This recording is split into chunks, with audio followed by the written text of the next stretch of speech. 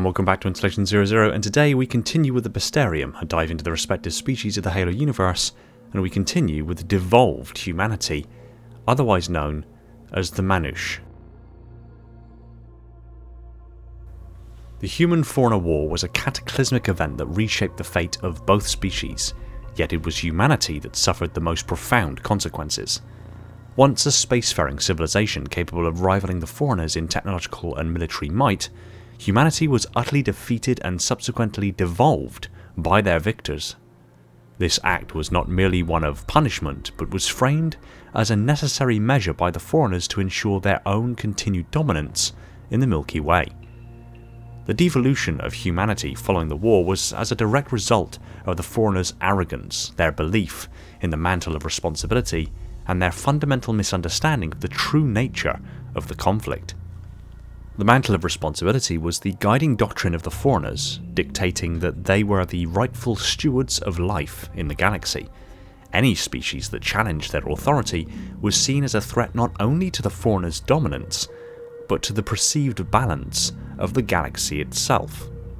Humanity had, in the Forerunners' eyes, committed an unforgivable transgression.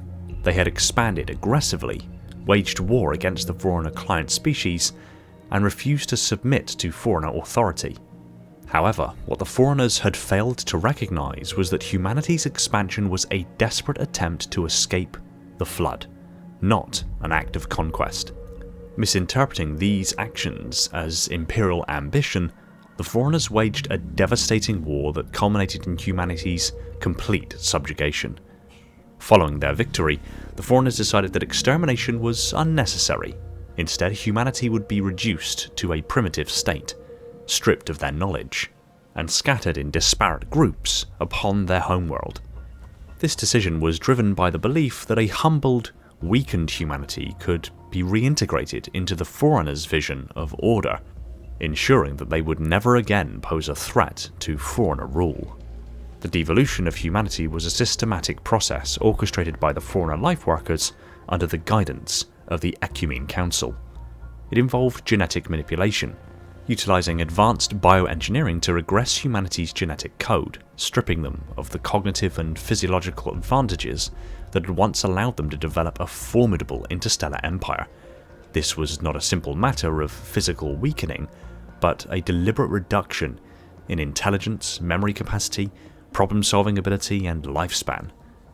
The destruction of human history was another critical step in the devolution process. Any records of human achievements, technological advancements, and historic narratives were erased. The goal was to ensure that humanity could not easily reclaim its former glory. By severing the link to their past, the Forerunners effectively reset human civilization, condemning them to millennia of stagnation, with the final punishment being the banishment and isolation of the remaining population of devolved humans to what was believed to be humanity's original homeworld, Erd-Tyrene, otherwise known as Earth, thereby isolating humanity from any evidence of their prior glory and keeping them removed from any species that knew of humanity's histories, that they may remain entirely unaware of their stolen preeminence. The genetic interference in the human genetic ancestry also introduced immense aberrations in the fossil records of Earth, meaning that the time periods of the introduction of these differentiated species and the actual archaeological evidence differ fundamentally from each other. Upon humanity's defeat, the Forerunners restricted the humans' access to all forms of technology, regressing them back to a hunter-gatherer state. Still, as Erd-Tyrene gradually faded into obscurity in the eyes of the old council and the builders, the librarian encouraged the humans to begin redeveloping civilization and technology. By the final years before the Halo's activation, rudimentary cities were in evidence, most notable among them being Marantic, located amidst a region of expansive grasslands. By that time, humans had also developed primitive industry, hot air balloons and steam-powered waterborne vessels as a relatively recent invention.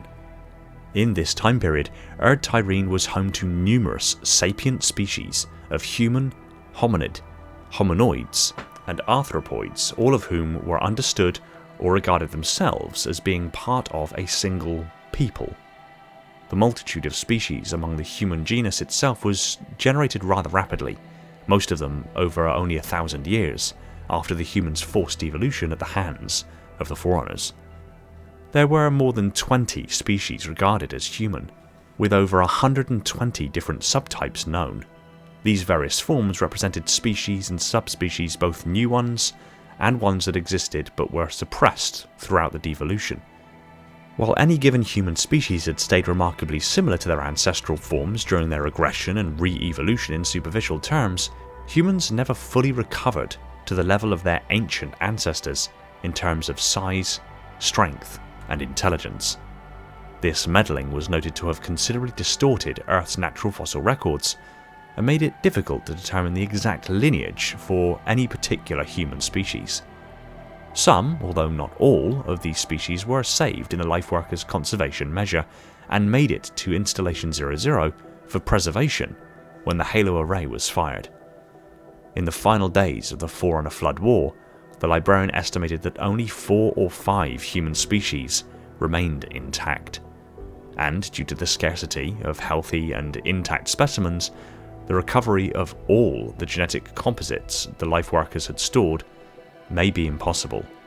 The most prolific of these were the Katamon, the Bestiarum, the Chamon, the Denisovans, and the Hamon, or what would eventually become Homo sapiens and thus contemporary humanity, which for now we will leave aside as it deserves its own Bestiarum video.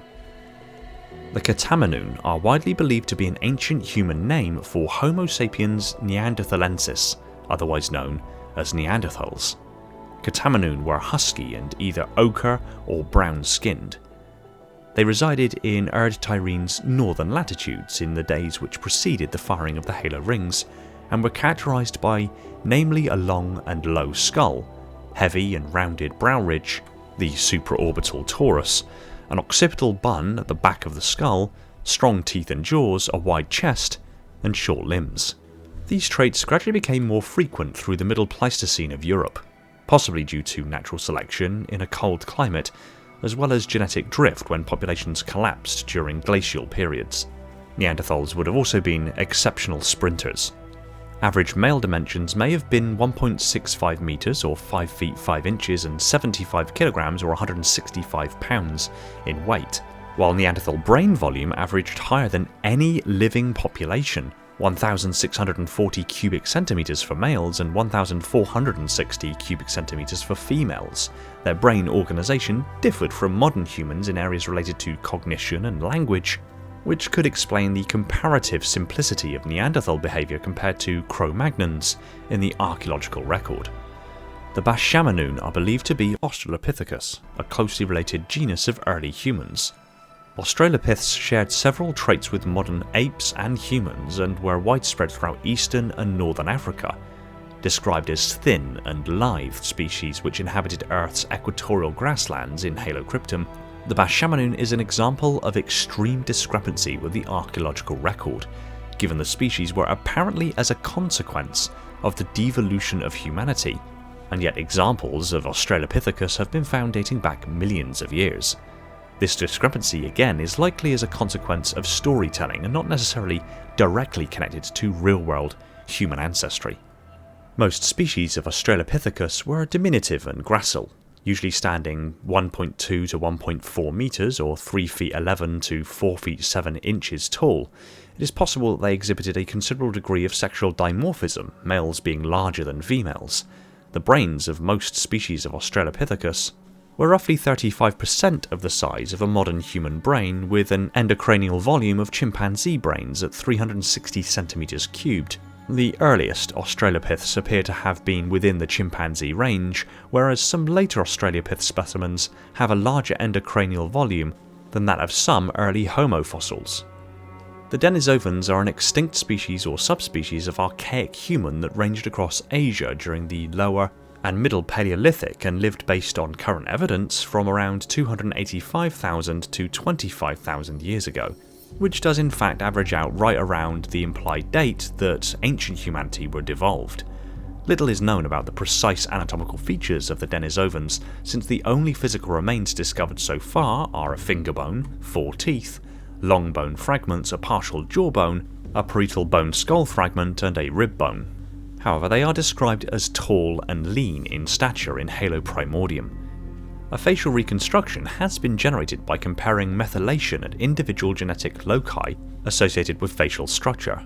This analysis suggested that Denisovans, much like Neanderthals, had a long, broad, and projecting face, large nose, sloping forehead, protruding jaw, elongated and flattened skull, with wide chest and hips.